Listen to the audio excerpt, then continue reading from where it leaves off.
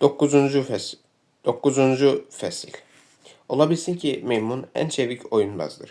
Əjdaha ilə münasibətində o hər vaxt olduğu tək məyus olacaq. Lakin bunu insanlar arasında bürüzə verməməyə çalışacaq. O, əjdaha ilində anadan olan insanlarla yaxşı ünsiyyətli ola bilər. Meymunlar əjdahaya öz hilələri ilə təcrübələrini töhfə edə bilərlər. Əvəzində isə onların qüdrətindən faydalanmağa can atarlar. Şərq ulduzu falından. Sergey demək olar ki, qeyri-mümkün olanı etmişdi. O, bütün kanallarını işə salmaqla Müslümə təntənəli tərzdə təqdim etdiyi Vera Dmitriyevanın şəxsi telefonunu tapdı. Müslüm əl telefonunu çıxararaq dərhal onun telefon nömrəsini yığdı. Zəngilərə cavab verən olmadı.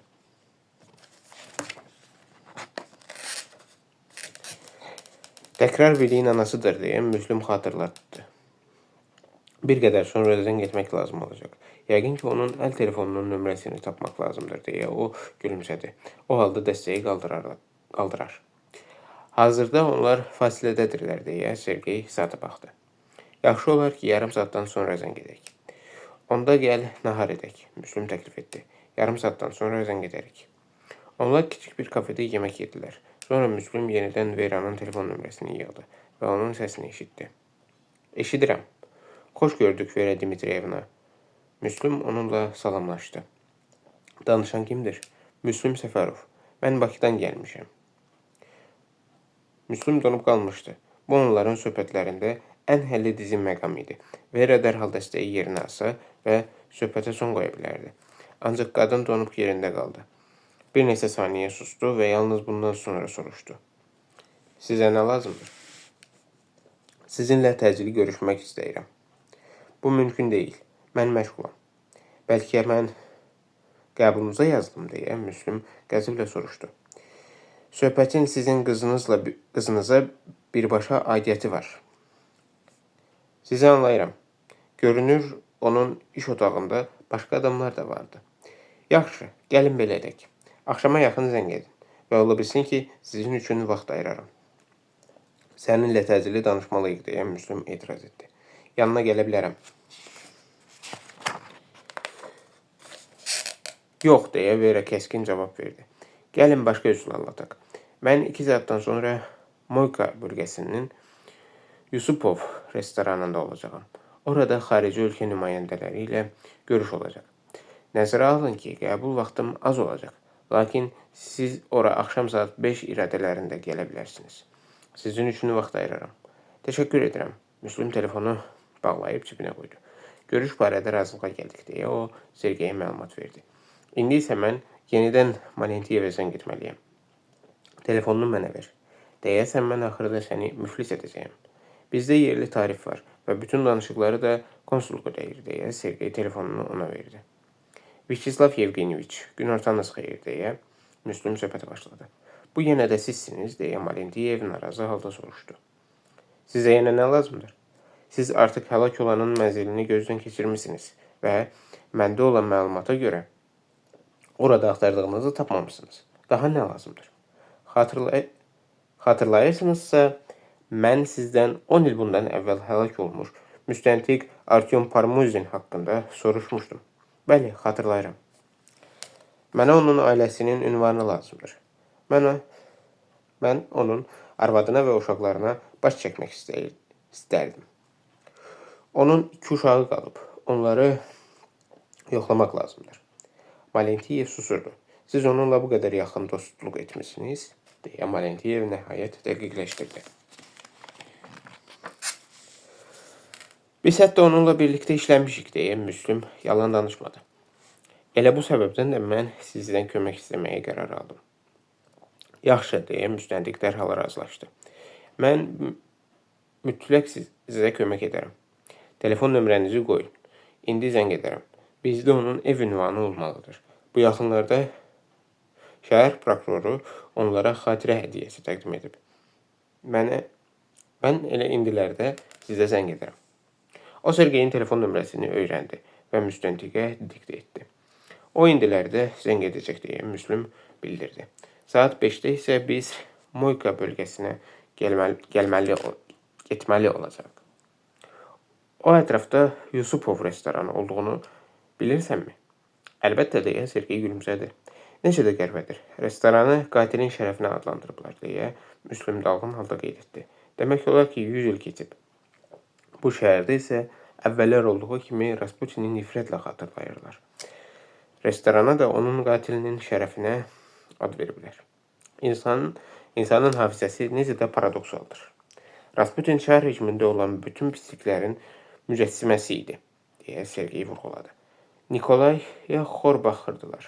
Onun arvadına isə nifrət bəsləyirdilər. Rasputin isə onların əlbiri hesab olunurdu. Lakin Rusiyada çar hakimiyyəti hər vaxt istənilən hakimiyyət tək bir qədər tanrının bəxş etdiyi hakimiyyət olub. Rasputin sadə təbəqədən olan keçmiş mujik isə insanlarda nifrət hissi oyadırdı. Hər kəsdə. Mən tarixə məftunam. Bu o qədər maraqlıdır ki, baxmayaraq ki, mən şərqşünaslıq fakültəsini bitirmişəm.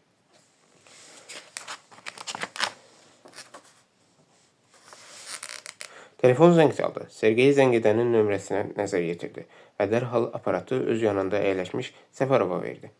Onlar şəhərdən kənarda, Kolpində yaşayırlar deyə Malentiyev məlumat verdi. Həyat yoldaşının həlak olmasından dərhal sonra ora köçüblər. Aydındır deyə Müslüm tutuldu. Onlar əvvəllər hardasa şəhərin mərkəzində yaşayırdılar. Bəlkə onlar mənzili satıb ora köçmək məcburiyyətində qalıblar.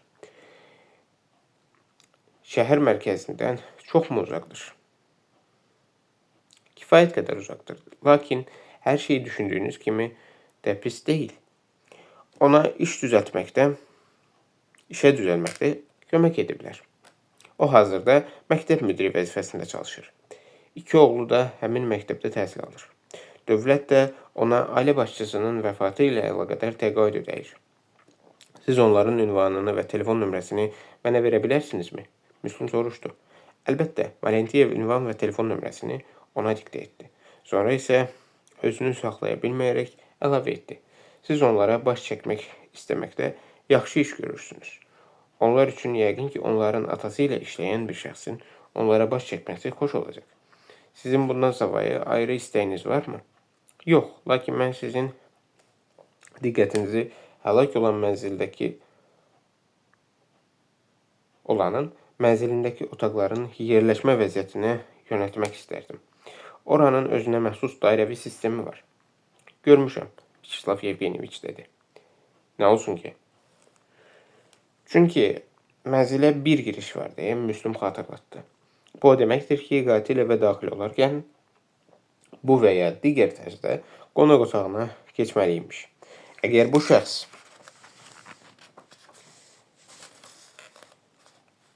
əlbəttə aşpaz qadın olubsa.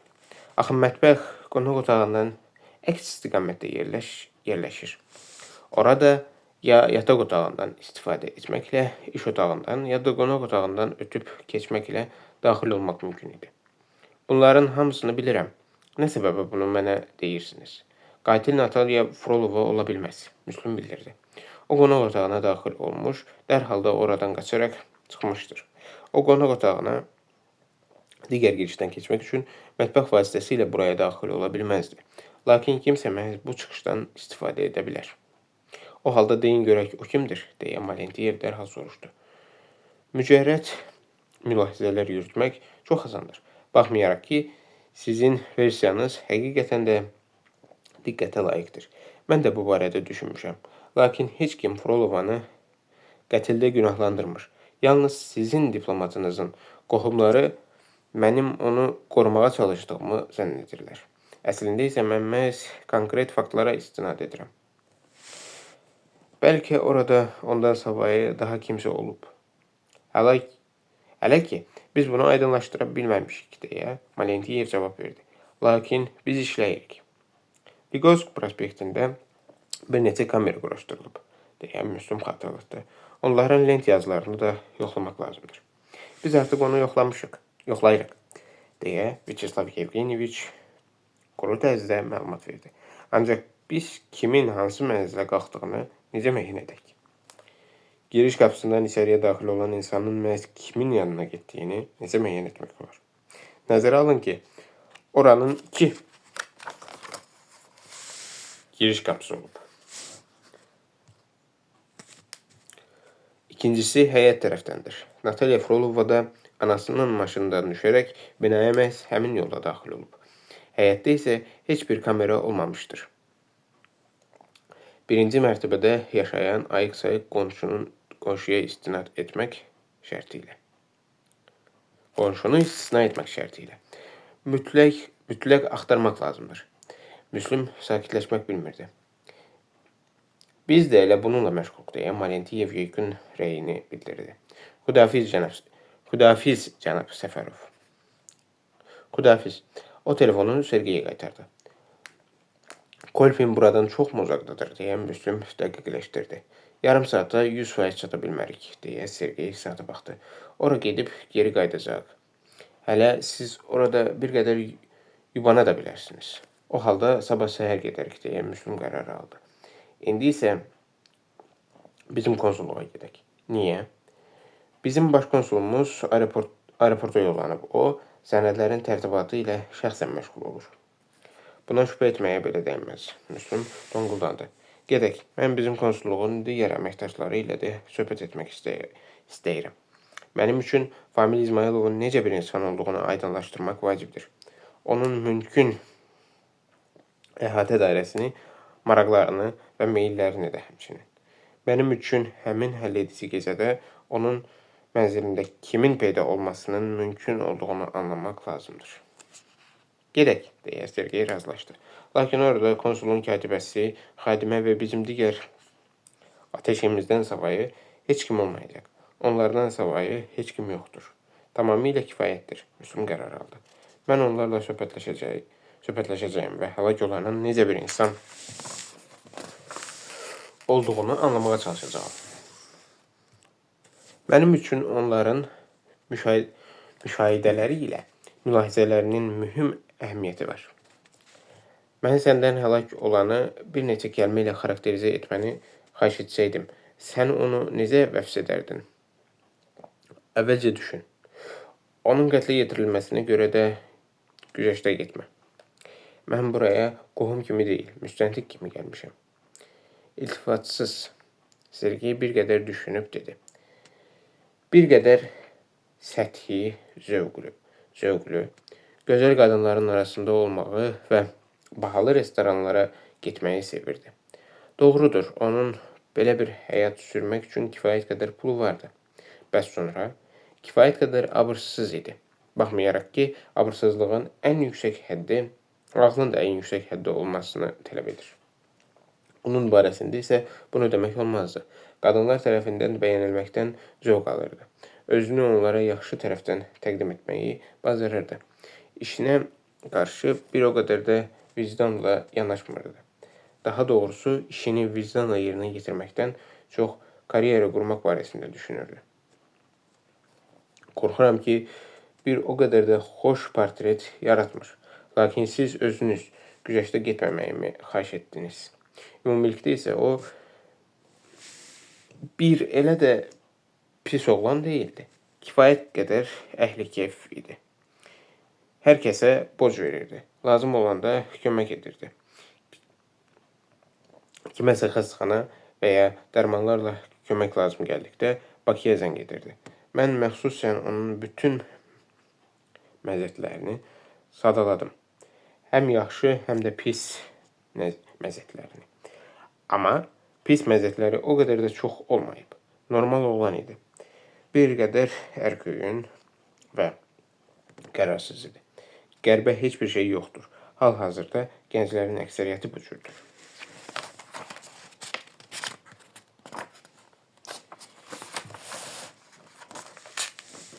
Hər halda gedib söhbət etmək lazımdır, deyə Müslüm də dərindən nəfəs aldı.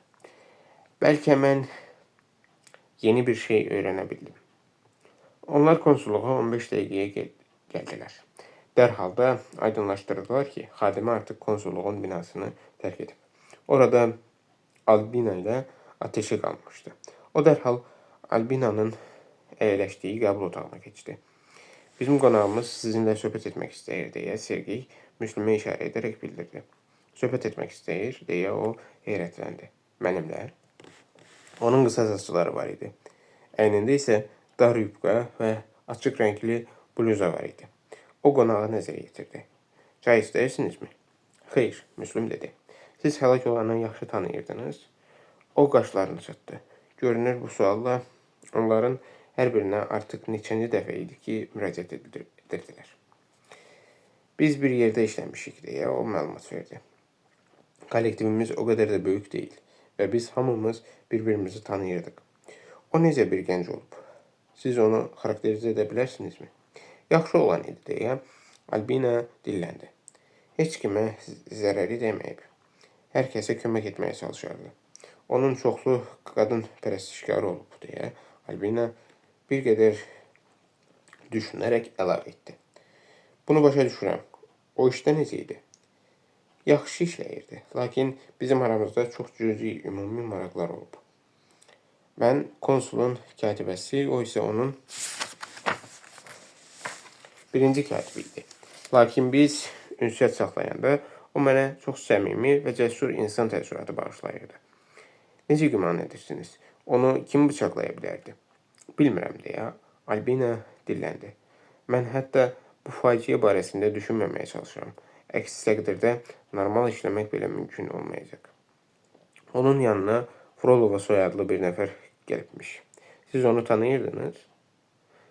Az tanıyırdım. Bir dəfə onlar mərhumun ad gününü qeyd etdiyi restorana gəlmişdilər. Natalya və qohumu Viktoriya. Ancaq mənim xoşuma gəlmədilər. Nə üçün? İzah etmək çətindir. Bir qədər işvəkar və bir qədər kompleksli idilər. Xüsusilə Natalya. Yeri gəlmişkən, burada təcrübli bir şey yoxdur. Zənnimcə oradakıların hamısı belədir. O axmaq irsiyyətlə bağlıdır.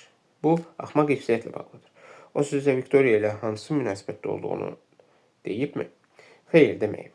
Heç kim ondan bu barədə soruşmamışdı. O artıq yaşa dolmuş adam idi. Və kiminlə dostluq edəcəyinə, kiminlə ülfət quracağına da özü qərar verməli idi. Onun iş otağı konsulun iş otağının qənşərində yerləşir. Ona qadınlar tez-tez zəng edirdilər. Siz bu barədə bir şey eşitmisinizmi? Tez-tez zəng edirdilər deyə Albina təsdiqlədi. O qadınlar tərəfindən bəyənilirdi. Gənc, subay, zəngin və sərbəst idi. Daha nə lazımdır? Qızlar hətta ona həyasızcasına deyirdilər ki, bir çox bu cür Azərbaycanlı dostlara malik olmaq lazımdır. Mən bu cür sözləri eşidəndə hiddətlənirdim.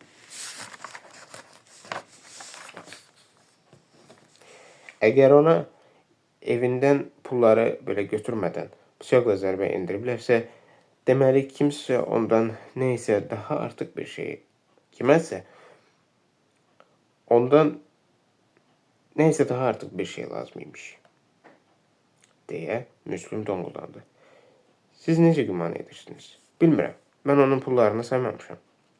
Bu mənim işim deyil. Ateşinizi çağırın deyə Müslüm izah etdi. Və Sergey konsulluğun digər işçisini çağırmaq üçün ayağa qalxdı. Ateşə sanki qapının arxasında gözləyirmiş kimi dərhal göründü. Bu saçları tam qırxılmış, yekəbaş və dolu bədənli gəncdir. Onun qısa ayaqları və qısa qolları var idi. Ateşə qəbul otağına daxil olub dərindən nəfəsini dərdi və otağın bir küncündə əyləşdi. Albinanın bu diplomata necə nifrət hissi ilə baxdığı da Müslümün diqqətindən yayınmadı. Görünür, Müslüm onda hansısa başqa bir his oyatmışdı. İlk təəssürat doğru oldu. Ateşə praktik olaraq bircə sualı belə cavablandırmadı. Nə müsbət, nə də mənfi cəhətdə. O hər dəfə fırlanır, yaxasını kənara çəkir, ümumi kəlmələrin arxasında gizlənməyə çalışır və həlak olan barədə bir kəlmə də olsun danışmırdı. Siz əsl diplomatsınız deyə Müslüm təsəlli vericilikdən uzaq olan qənaət hasil etdi. Əməkdaşlığa görə sizə minnətdaram. Ateşə otağı tərk edən kimi Albina nifrətlə çımxırdı. Bu tip onsuz da sizə heç nə deməyəcək. O öz kölgəsindən qorxanlardandır. Bircə onu düşünür ki, tezliklə burada işini tamamlayıb, yenidən Xarici İşlər Nazirliyində adi klerk vəzifəsində işləyəcəyi Bakıya köçürülsün. Lakin mən elə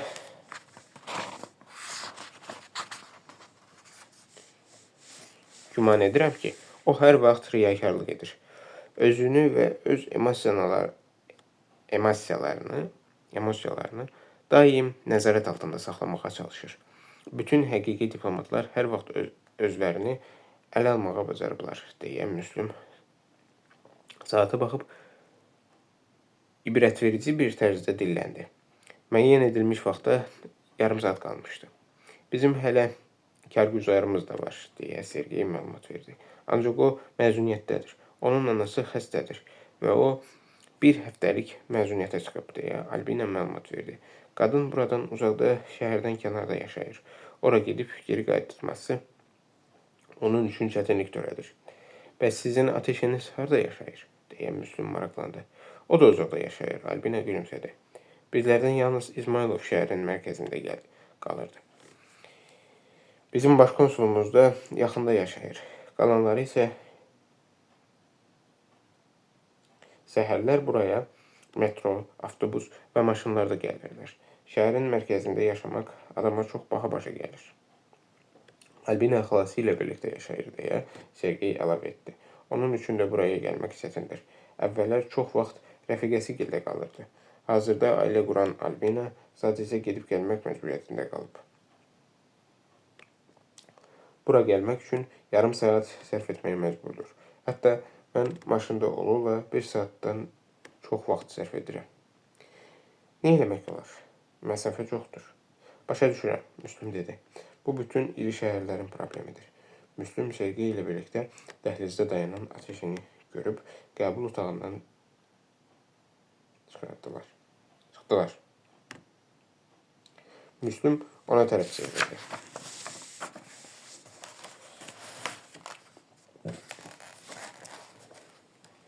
Siz yenə də uzun müddət birlikdə çalışdığınız insanı xarakterizə etmək üçün bir söz də olsun tapmamışsınız. Yəni, sizin deyəcəyiniz söz yoxdur. Ateşə qəmgin tərzdə içini çəkdi. Onun xırda gözləri o yan bu yana qaçışmağa başladı. Bir qədər düşündükdən sonra nəhayət bu ifadələri işlətdi.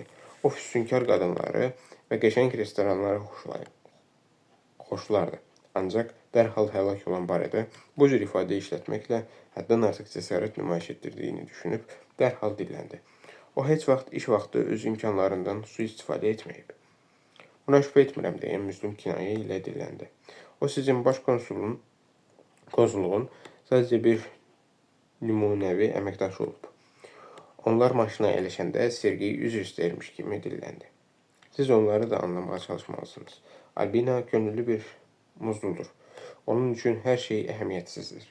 Onun yerli vətəndaşlığı var. Bizim diplomatlar isə evə qayıtmaq barədə düşünürlər. Hər kəsin öz ailəsi, övladları və valideynləri var. Hər kəs layiq olduğu mövqeyini tutmaq və daha çox pul qazanmaq barədə düşünür. Onlardan birinin sizinlə söhbəti vaxtı ehtiyatı əldən verdiyini və ya həmin şəxsin prokurorluqda sorğu-suala tutulması vaxtı həddən artıq açıq-aşkarlığa yol verdiyini bilsələr, elə o an onun karyerasının üstündən dərhal yağlı qələmlə bir xət çəkilmiş olar. Lakin mən sizə kömək etmək üçün gəlmişəm, deyə Müslüm məyus halda vurğuladı.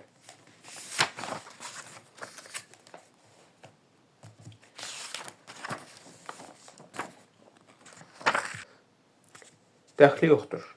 Onlar gərəksiz dedikodu ilə istənilən səhvə yol verməkdən ehtiyat edirlər və beləliklə də tədricən təşəbbüsü əldən vermiş olurlar. Ancaq hər yerdə belədir. Bizdə deyirlər ki, diplomatlar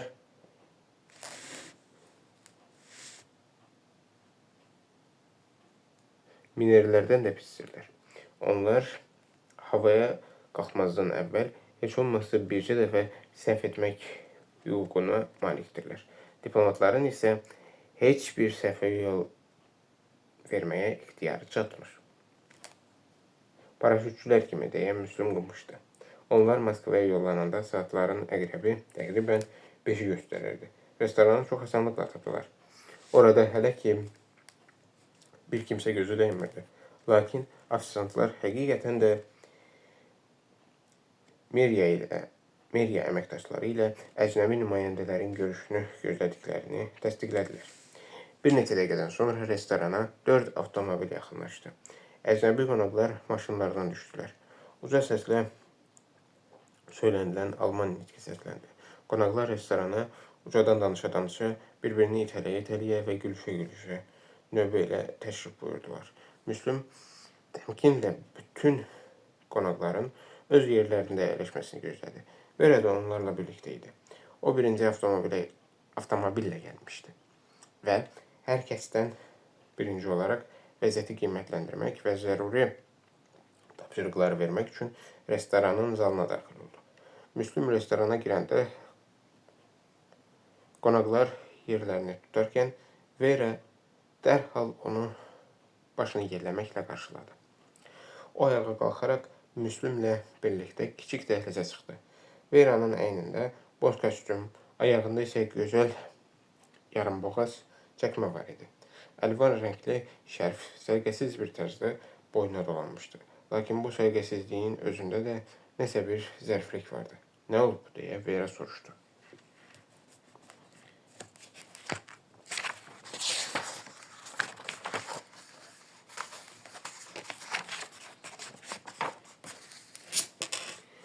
Heç nə, mən sadəcə sizə həlak olanın mənzilinə baş çəkməyim barədə məlumat vermək istəyirdim. Sən mənə siz deyə müraciət etməyi qərar almışsan. Siz böyük rəis olmuşsunuz. Cürətim çatmır ki, bəsdir əzilib büzülün. Sən orada nə görmüsən? Yəqin ki, Natasha İsmailovu qətlə yetirə bilməzdi. Bunun üçün əvvəlcə oradan mətbəx bıçağını gətirmək üçün mətbəxə keçərək oradan bıçağı götürən, sonra isə mənzilin sahibi ilə hesablaşmaq üçün qonaq otağına yollanan qızı canlandıra bilərsənmi? Mən yox, amma müstəntiq canlandıra bilər. O sənin zənn etdiyin kimi də səfeh deyil. Yoxlamanı davam etdirmək lazım gələcək. İndi isə mən nə üçün səninlə belə təcili bir tərzdə görüşmək istədiyimi izah edəcəyim. Sən onun mənzilinə nə vaxt qalxdığını və sənin onunla olan söhbətinin məhz qonaq otağında olub-olmadığını dəqiq xatırlaya bilərsənmi? Əlbəttə, biz harada söhbət etməliydik ki? O əsəbi halda soruşdu. Daha yataq otağına da keçməli deyildik ki. Mətbəxə də həmçinin. Onunla nə barədə danışdığını bütün təfərrüatı ilə xatırlayırsanmı? Xatırlaya bilərsənmi? Mən ona özünü pis apardığını dedim. Natasha'nın onun yanına sırf Viktoria'ya kömək etmək üçün gəldiyini dedim. Onun sabah səhər hazırda xəstəxanada yatan və bətnində onun övladını gezdirən qadına baş çəkməyə borclu olduğunu dedim. O dərhal qışqıra-qışqıra həmin bu uşağın atasının məhz kim olduğunu hələ sübuta yetmədiyini, vacib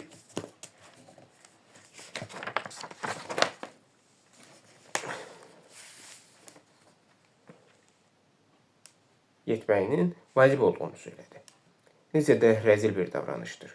Mən ona DNT ekspertizası keçirəcəyimizi bildirdim və bu onu əməlli başlı hiddətləndirdi. O halda mən sadəcə çevrilərək mənzili tərk etdim. Elə bu? Bəli, elə bu. İndi isə xatırlamağa çalış. Sən qonaq otağına daxil olanda yataq otağına aparan qapı bağlı idimi?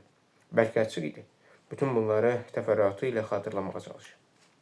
Açıq idi deyə Vera əminliklə dilləndi. Mən hələ döşənməmiş çarpayını gördüm və onun necə bir pinti olduğunu düşündüm. Lakin o qapıya yaxınlaşdı və onu örtdü. Nə üçün soruşursan? Mən bunu dəqiq bilməliydim. Bundan başqa daha heç bir sualın yoxdur ki. Mən hələ sənin qızınla da danışmalıyım. Sən mənə onun telefon nömrəsini verə bilərsənmi? Vera tərəddüd edərək susurdu. Sonra isə soruşdu. Sən onun başına pis bir hadisənin gəlməyəcəyini mənə vəd edə bilərsənmi?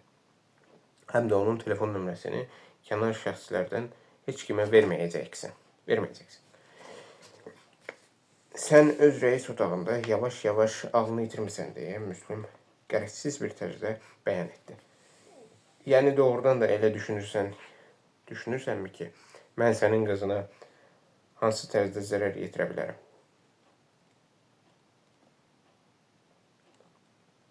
Bilərəm. Hətta bunu ağlıma da gətirə bilmərəm. Mən sizi sadəcə müdafiə etmək istəyirəm. Bizim diplomatımızın da kim tərəfindən qətlə yetirildiyini aydınlaşdırmaq istəyirəm. Əgər bu iki məsələ bir-biri ilə ziddiyyət təşkil edərsə, deyə Vera soruşdu. Deməli, mən insanlardan baş çıxarmıram, ya da ikilikdə zavallı diplomatı qətlə yetirmişsiniz. İndi isə hər kəsi aldatmağa çalışırsınız. Sarsaqlama, qızın telefon nömrəsini yaz və nəzərə də al ki, mən sənin hər bir hərəkətini nəzarət altında saxlayacağam.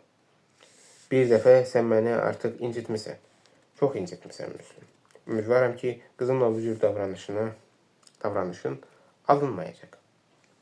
Çox səfih mübahisələr irəli sürürsən. Sənin qızının bu işə nə dəxli var? Mən yalnız ondan işin xeyrinə bəzi təfərrüatları aydınlaşdırmaq istəyirəm. Özün bilirsən, o bir qədər də düşündü və qızının telefon nömrəsini diktə etdi. Sən məni artıq rahat buraxa bilərsən, deyə Vera narazı halda soruşdu. Sən ki, qonaqların məni gözlədiyini görürsən. Bir yığın əcnəbi nümayəndə mənim yanıma indilərdə daha bir nəfər gəlməlidir. Görüşə. Mən sənə bu qədər uzun vaxt ayıra bilmərəm. Bağışla, nə vaxtsa biz bir-birimizə daha çox vaxt ayırmaq iqtidarında idik. Bu çoxdan olub, Müslüm. Tamamilə fərqli bir dövrdə. Mən sadəlövh və hər kəsə inanan bir səfeh idim. Hazırda isə hər şey daha fərqlidir.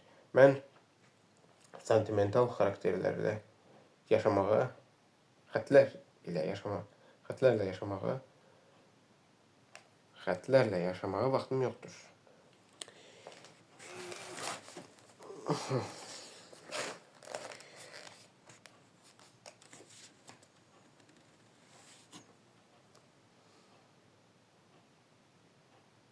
Xatirələrlə yaşamağa vaxtım yoxdur. Bağışla, biz səninlə görüşə bilərikmi? Heç bir vaxt, deyə Vera qətiyyətlə bildirdi. Lüzum da yoxdur. Sənin həyatında kimsə var? Mənasız sualdır. Səndə kişi xütbəsəndliyi özünü bir özə verir. Yəni sən doğrudan da elə güman edirsən ki, mən dərhal sənin boynuna atılmalıyam. Bax, beləcə adi bir tərzdə 12 ildən sonra. Sən hələ də mənim elə bir şəraitin önündə aciz olduğumu anlamamısan.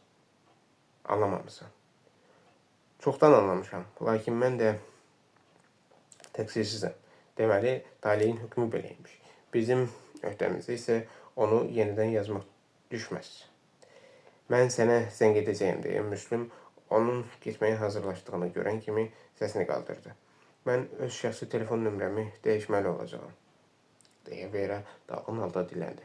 Və sənin buranı tərk etməyini gözləməli olacağam. Bizim aramızda heç bir şey ola bilməz.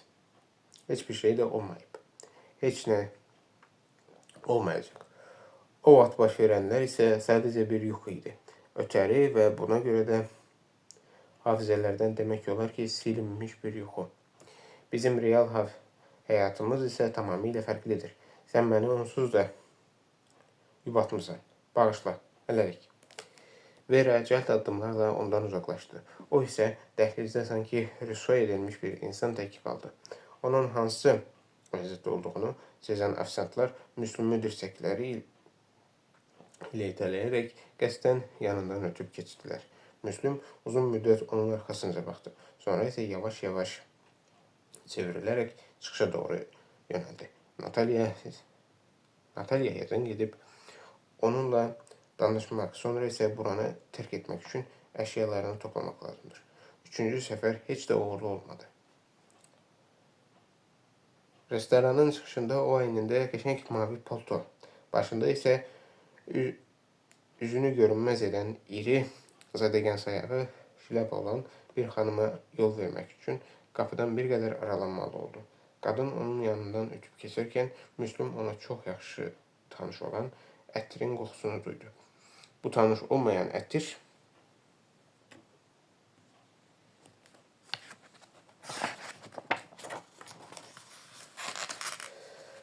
də ola bilərdi.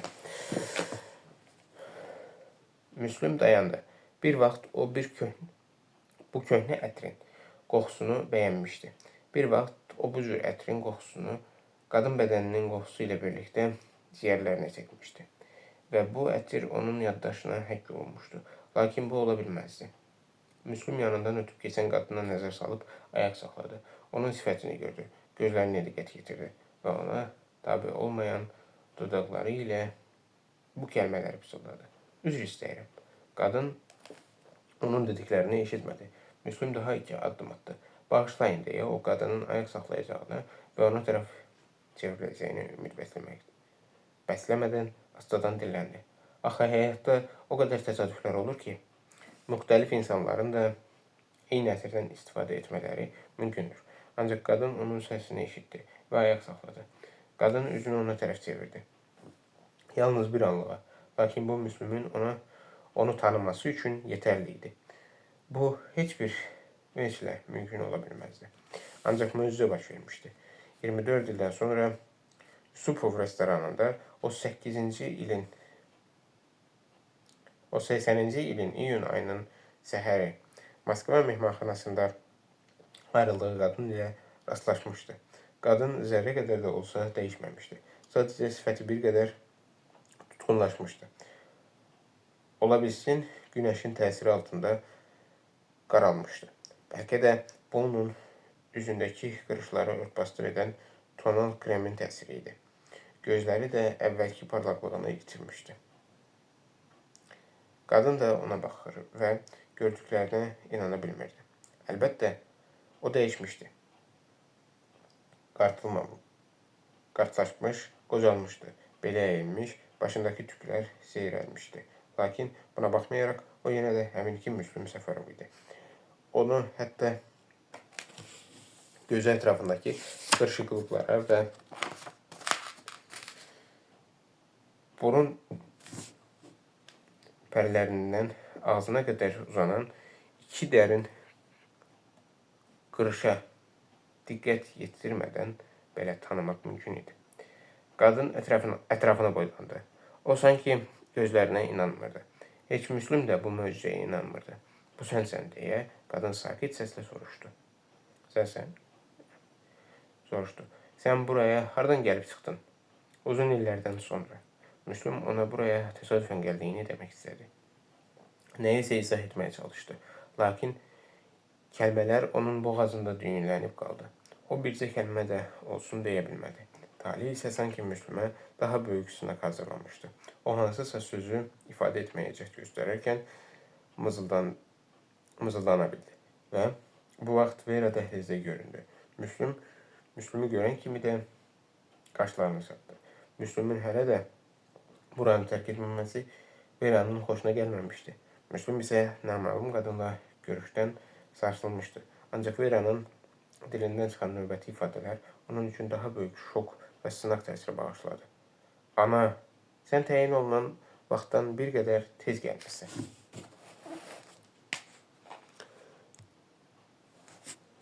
Meymun ili, Sankt-Peterburg, 1992-ci il. Müslüm işə günorta saat 4-də qayıtdı. O, qanadlanmağa hazır olan bir xoşbəxt təəssürat oyadırdı. Və buna görə də onun şəhər prokuroru müavininin qəbuluna getməsini deyən qaşqabaqlı növbətçiyə də diqqət yetirmədi.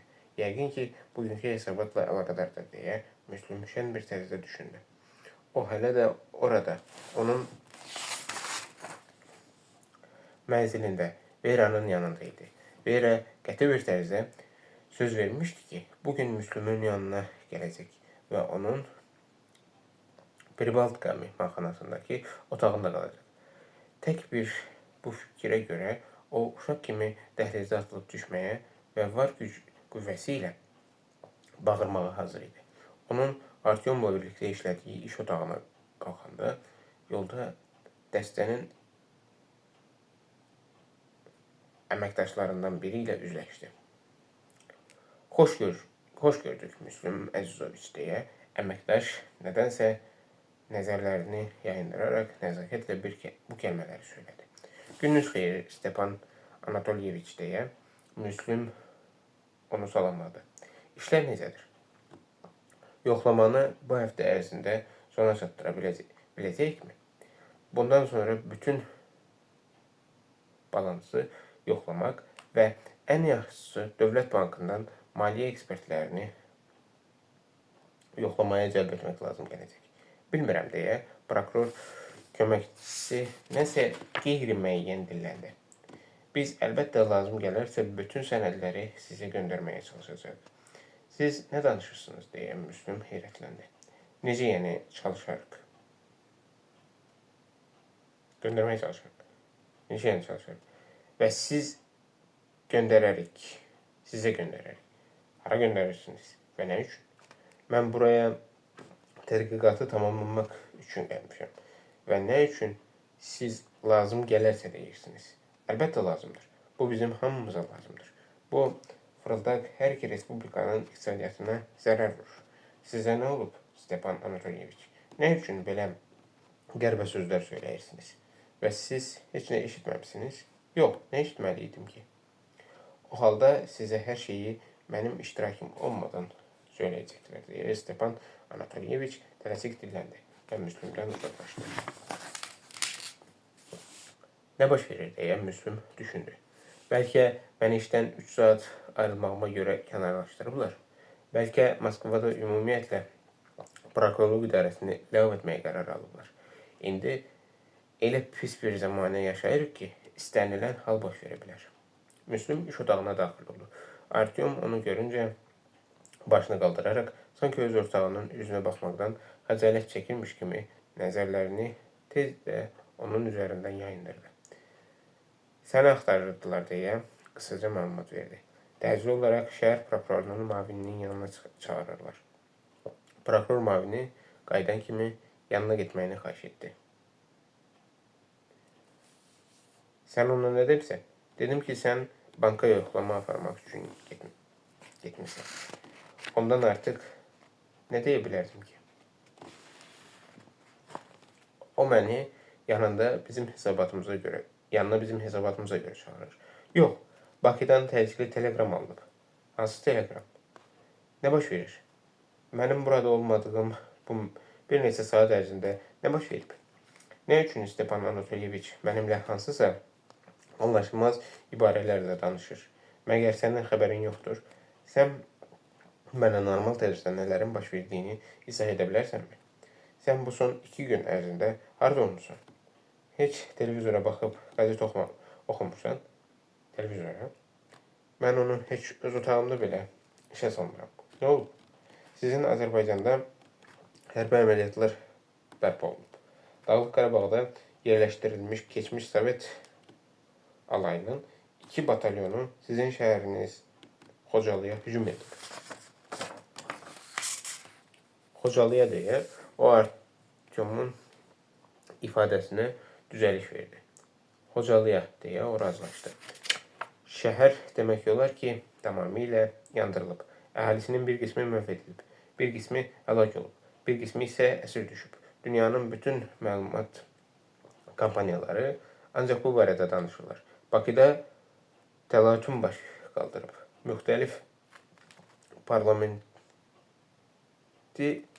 müxalifət parlamenti mühasirəyə alıb və prezidentin təcili istifaya çıxmasını tələb edir. Yarım saat əvvəl isə sizin prezidentinizin istifaya çıxması barədə məlumat verildi. Ola bilməz deyə Müslüm karıxmış halda dilləndi. Ola bilər deyə Artyom başını yırğaladı. Televizoru işə sal və özün son xəbərləri dinlə. Sizin prokurorluqdan bizə təcili telegram gəlib. Sənin təhqiqata son verərək təcili Bakıya qayıtmağını tələb edirlər. Lakin biz demek olar ki işi tamamlamışıq. Üstəlik 2-3 günlük işimiz qalıb. Tamamlamaq üzrəyik. 2-3 günlük işimiz qalıb. Axı sən bizim bu işə nə qədər əmək sərf etdiyimiz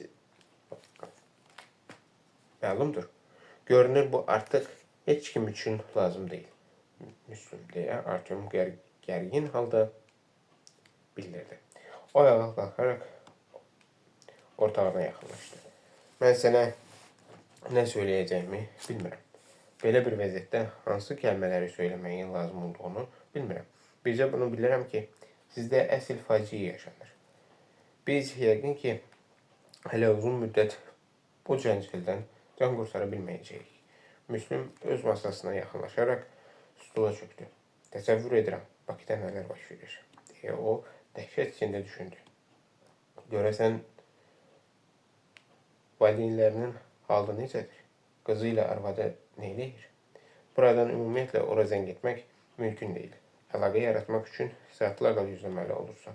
Əlbəttə o təcili geri qayıtmalıdır. Və aydın məsələdir ki,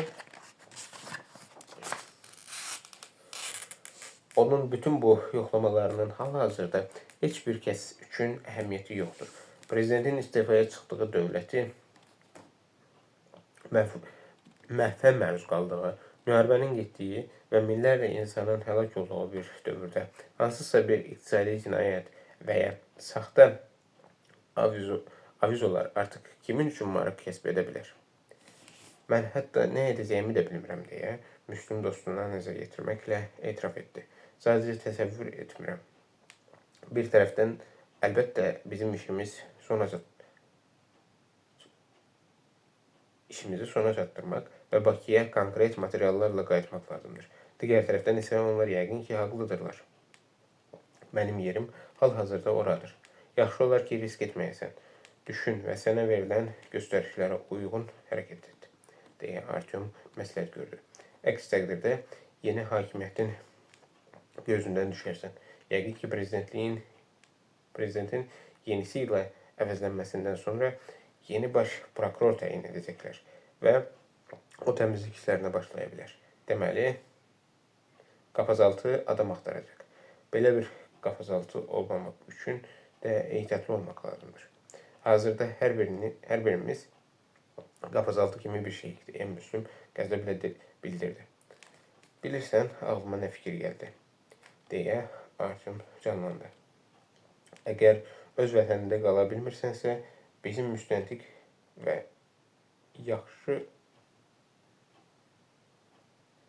bizim yanımıza qayıt. Biz səni həmişə qəbul etməyə hazırıq. Sən əla müstəntiq və yaxşı yoldaşsan. Müslüm, Amerika filmlərində adətən deyildiyi kimi, mənim üçün səninlə işləmək böyük şərəf idi, cənab Səfərov. O əlini Müslümə uzatdı. Bu, mükafatdan da dəyərli sözlər idi. Müslüm hər şeyi başa düşdü. O dostunun əlini sıxdı və şəhər prokurorunun mavininin yanına getmək məqsədi ilə tez-tələsik otağı tərk etdi. Prokuror mavini dərhal onu qəbul etdi. Respublika prokurorunun onun təcili olaraq geri qaytarılması tələbini öz imzası ilə təsdiqlədiyi teleqramı ucadan ona oxudu. Sanki Müslümü iki xalqın dostluq münasibətində olmaq zəruriyyətinə inandırmaqla Rus-Azərbaycan əlaqələri barədə uzun-uzadı danışdı. Ona işində müvəffəqiyyət və xoşbəxtlik arzu etdi. Müslümün Sankt-Peterburqda apardığı işə görə Bakıya minnətdarlıq məktubu yazacağını vəd etdi. Sonda isə bildirdi ki, onun üçün bilet artıq alınıb və o axşam saat 7-də təyyarə ilə yola düşür. Əlbəttə, prokuror bütün bu vədlərini Müslümün iş otağını tərk etməsindən bir neçə dəqiqə sonra unutdu. Heç biri hətta bu haqda düşünmək belə istəmirdi. Prokuror mavini bu məqamda özü üçün müşkül olan bir məsələni həll etməyə çalışırdı.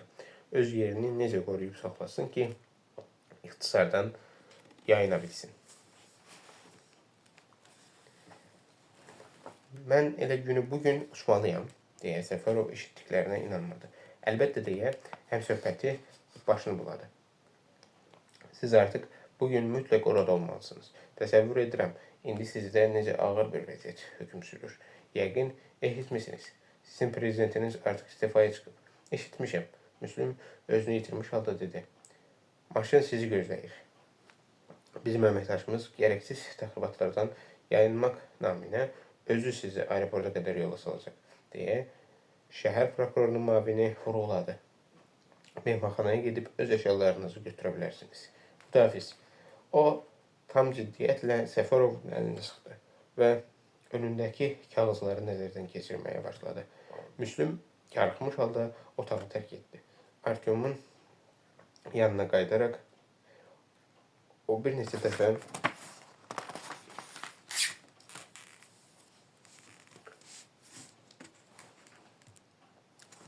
Vera'nın telefon nömrəsini yığdı. Ancaq ona cavab verən olmadı. O qəzəblə dəstəyə asdı.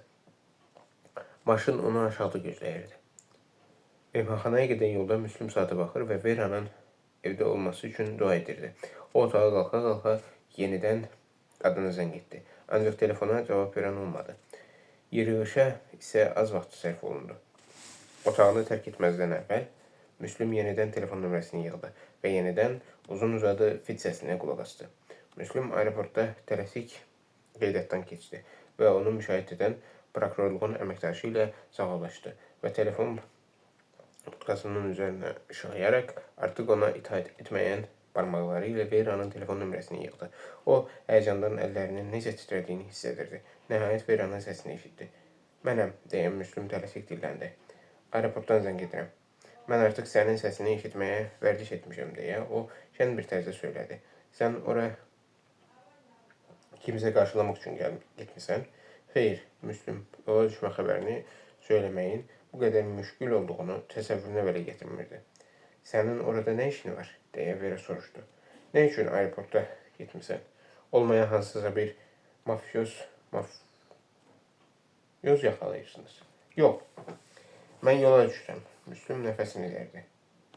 Mən o bu kəlmələrlə qadına necə dözülməz fiziki ağrı yaşatdığını hiss etdi. Necə yəni yola düşürsən? Elə bu dəqiqə? Bəli, elə bu dəqiqə. Mən prokurorluğa getdim və mənə Bakıdan geri qayıtmaq barədə sərəncam verildiyi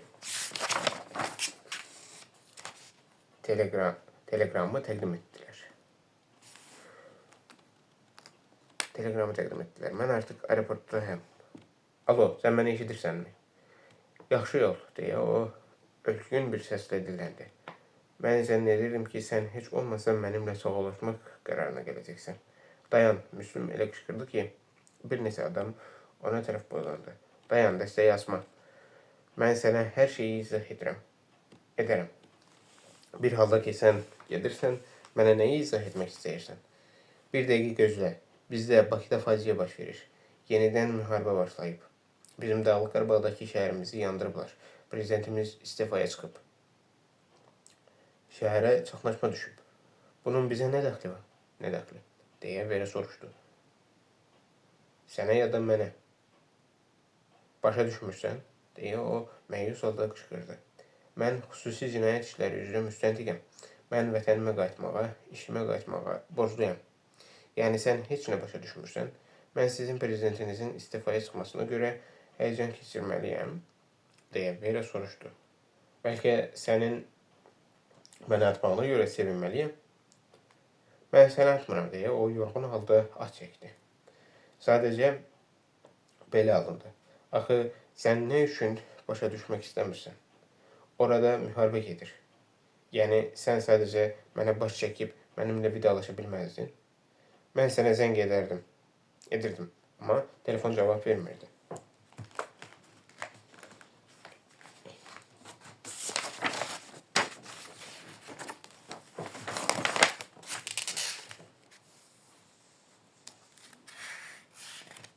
Mən artıq bir saatdır ki, evə qayıtmışam.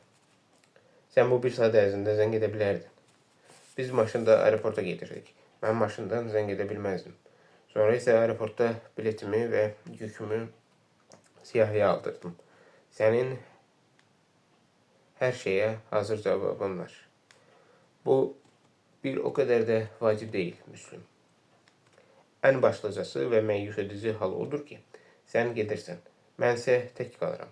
Bu hal bizim bugünkü görüşümüzden derhal sonra baş verir. Mən qayıdacağam deyə Müslüm vəd etdi. Həmin məqamda o bu sözlərə həqiqətən də səmimiyyətlə inanırdı. Mən mütləq geri qayıdacağam və bizim şəhərimizə gedəcəyik. Üçlükdə sənin qızınla. Müharibənin getdiyi bir yerə, deyə Vera istehza ilə soruşdu. Bilirsən nə var? Mən onu bombalar və mərmilər altında böyütmək niyyətində deyiləm. Sən heç nə başa düşmədin, deyə Müslüm astaca dilləndi. Sən sadəcə heç nəyi başa düşmürsən. Ümidvaram ki, sən yenə də mənə zəng edəcəksən, deyə o bizdən vidalaşarkən bu sözləri söylədi. Nə vaxt yola düşürsən? Elə indi. Yaxşı yol, deyə o ikinci dəfə öz arzusunu bildirdi. Ümid edirəm ki, mənim telefon nömrəmi sənə hələ də xatırlayırsan. İmkanın olsa zəng et. Mütləq zəng edərəm. Xudafiz. O yenədən nəsə əlavə etmək istədi. Vera'nı necə sevdiyini söyləmək istədi. Lakin onun yanında artıq uzun söhbətindən öz narazılığını ifadə edən ailə cütlüyü dayanmışdı. Müslüm heç bir söz demədi. Xudafiz deyə Vera dilləndi və ilk olaraq dəstək yazdı. Axı Müslüm hardan bilirdi ki, Vera dəstək yazan kimi döşəməyə çökmüş və ağlamaya başlamışdı. Axı Müslüm hardan bilirdi ki, bütün gecə onun göz yaşı qurumaq bilməmişdi. Bakıya çatan kimi dərhal ona zəng edəcəyinə əmin idi. Lakin respublikada baş verən hadisələr onun bütün planlarını alt üst etdi. İki respublika, Azərbaycanla Ermənistan qarşıdurmasında hər iki xalq böyük itki vermişdi. Xüsusilə də dinc əhali arasında çoxlu sayda qurbanlar olmuşdu. May ayında keçmiş prezident yenidən hakimiyyətə geri qayıtmaq üçün bir sıra cəhdlər həyata keçirdi. O hakimiyyətdə yalnız bir sutka qala bildi. Və növbəti gün yenidən prezident sarayını tərk etməli oldu. Hərbi qarşıdurma isə davam edirdi. Respublikadakı hakimiyyəti xalq cəbhəsi ələ aldı. Müslüm həmişə Vera'nı xatırlayırdı. Ona zəng etməyin lazım olduğunu düşünürdü. Bəzən o Vera'ya zəng edir və uzun-uzadı fit səsini dinləməli olurdu. Rabitə qənaətbəxş değildi. Müslüm Sankt-Peterburqla çalışdırılmasını saatlarla gözləməli olurdu. Şəhərdə elektrik, işıq və qazda fasilələr yaranırdı. Onun boşanma prosesi məhkəmədə sona çatmışdı. Keçmiş arvadı ondan aliment almaqdan imtina etmişdi. Boşadığı arvadının varlı bir biznesmen dostu vardı. Sonra onu prokurorluq orqanından kənarlaşdırdılar. Daha sonra bir çevriliş də baş verdi. Daha bir çevriliş cəhdi. Daha bir qiyam həyata keçirildi. Yanıb külə dönmüş şəhər və kəndlər, qaçqın və köçkünlər, təhlükəli ezamiyyətlərə göndərilmələr və yenidən onun işinin bərpa olunması nəhayət Vera'ya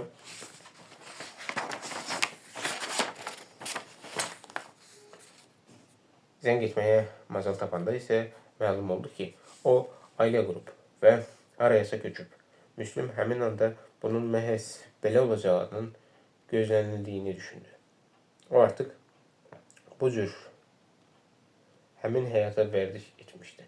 Qərb mağazalarına, Qərbin rahat həyat tərzinə, onların daha tox və təminatlı olmasına, onun üçün 90-cı illərin əvvəllərində belə bir sarsıntının yaşandığı bir şəhərə gəlməsi çox müşkül məsələ idi. Ona belə bir həyat çox çətin və narahat görünürdü. Müslüm tədricən sakitləşməyə başladı. Ayrılıq ağrısı hələ də ondan get-gedə uzaqlaşan xatirələrində yaşayırdı. O bir daha Vera ilə qarşılaşmayacağına inanırdı. Heç bir vaxt onun başına nələrin gəldiyini və Vera'nın ikinci dəfə kiminlə ailə qurduğunu bilməyəcək. Müslüm Leningrad və Sankt-Peterburqa qeyri-adi səfərləri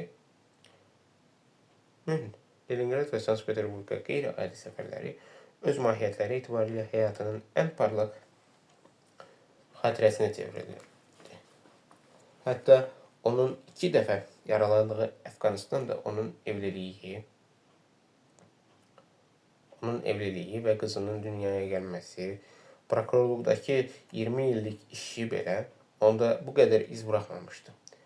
Şimal paytaxtına 2 qeyri-adi səfər 80-ci ilin yay ayında, 8-ci ilin yay ayında Moskva mehmanxanasında naməlum qadınla və 92-ci ilin qış ayında Vera Klimenko ilə görüş.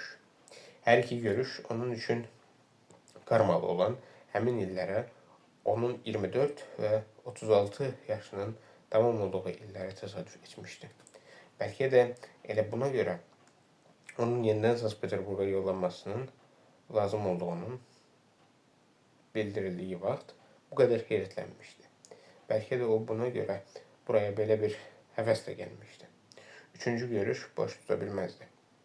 Bunun üçün o əvvəlki həyatının təsiri altında kifayət qədər dağınıq vəziyyətdə düşmüşdü. Lakin üçüncü görüş baş tuta da bilərdi. Axı 2004-cü il onun üçün yenə də karmalı idi. Elə buna görə də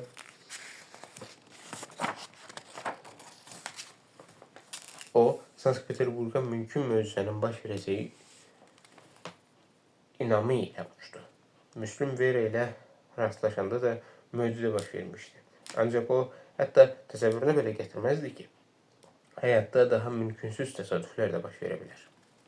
9-cu fəslin sonu.